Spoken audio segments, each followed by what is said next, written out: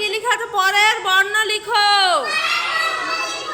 এখানে একটা আমি শূন্যস্থান তৈরি করেছি, এটা লিখতে হবে। কে লিখবে? হাত তোলো। তাহমিনা চলে এসো। কাম হ্যাঁ। এটা কি লেখা আছে? ক। তাহলে কয়ের পরে কি হয়? খ লিখো। খ লিখেছে দেখো। এবার এটা কি লেখা আছে বলো। এটা কি? গ। তাহলে গয়ের পরে কি লিখবো?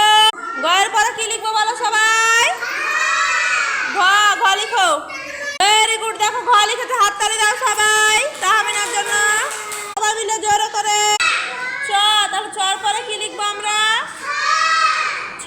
Very good. ছ লিখো তাহমিনা। ছ লিখেছে দেখো সুন্দর করে। ছয়ের নিচে কি লেখা আছে বলো তাহমিনা।